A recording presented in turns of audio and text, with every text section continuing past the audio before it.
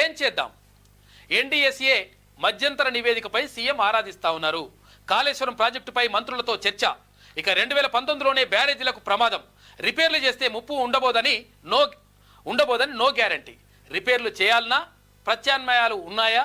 త్వరలోనే మేడిగడ్డ, సుందిల్లా పంప్ హౌజులను క్షేత్రస్థాయికి వెళ్ళి పరిశీలిస్తాం అని చెప్పేసి ముఖ్యమంత్రి రేవంత్ రెడ్డి గారు చెప్పిండ్రు. ఎట్లా చేద్దాం ఏం కథ? ఎందుకంటే ఇది మళ్ళీ కట్టినా కానీ మళ్ళీ మరమ్మతులు చేసినా రిపేర్ చేసినా ఏం చేసినా కానీ ఉండేటట్టు లేదు, పరిస్థితి ఏంది అని చెప్పేసి దాని మీద ఆలోచిస్తున్నారట. అందుకని ఒకసారి అడిగి పోయి చూసేద్దామని చెప్పేసి ముఖ్యమంత్రి కూడా భావిస్తున్నారు.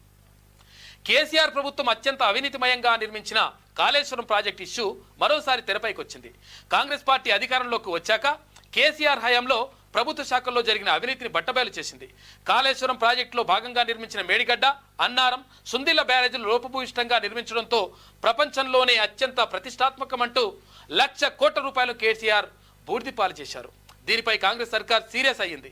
లోతైన విచారణ కోసం సీఎం రేవంత్ రెడ్డి ప్రత్యేకంగా విచారణకు ఆదేశించారు. అయితే లోక్సభ ఎన్నికల నేపథ్యంలో కాళేశ్వరం విచారణ కాస్తంత సైలెంట్ అయిపోయింది.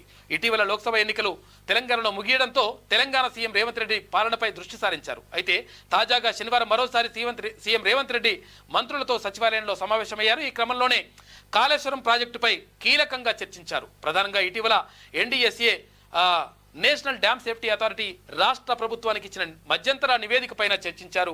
కాళేశ్వరం ప్రాజెక్టుపై నేషనల్ డ్యామ్ సేఫ్టీ అథారిటీ ఇచ్చిన మధ్యంతర నివేదికలో ఏమేం సిఫారసులున్నాయి, ప్రభుత్వం తదుపరి చేపట్టాల్సిన చర్యలపై ముఖ్యమంత్రి రేవంత్ రెడ్డి ఆరా తీశారు. శనివారం సాయంత్రం సచివాలయంలో భారీ నీటిపారుదల శాఖ మంత్రి ఉత్తమ్ కుమార్ రెడ్డితో ఆయన చర్చలు జరిపిండు. మొత్తం మీద ఎట్లా చేద్దాం ఏం కథ అనేది ఆలోచిస్తారట. గంత నాశనం చేసిండు. ₹1,00,00,000 కోట్ల తీసుకుపోయి అలా పోస్తే కథం అయిపోయాయి. ఎవడు ఇవ్వాలి, ఎవరు తీసుకోవాలి ఇప్పుడు పైసలు? ఒకవేళ ఇప్పుడు మళ్ళీ ఏమైనా రిపేర్ ఇట్లా చేద్దాం అటు ఇటు అనుకుంటే కూడా అది చేసినా కానీ మళ్ళీ ఉంటుందో పీక్తుందో కూడా తెలియదు. అటువంటి పరిస్థితి ఉంది. కేబినెట్ భేటీ వాయిదా. ఎన్నికల కోడ్ నేపథ్యంలో ఈసీ అనుమతికి వెయిటింగ్ అడ్డ. రాత్రి 7 గంటల వరకు ఈసీ నుంచి నో రెస్పాన్స్. 2 రోజుల క్రితమే భేటీకి సీఎం రేవంత్ రెడ్డి నిర్ణయించారు.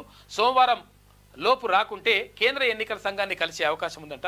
కాబట్టి దానికోసం ఢిల్లీ వెళ్ళనున్నారు ఒకవేళ ఇవాళ సాయంత్రం లోపు రాకపోతే.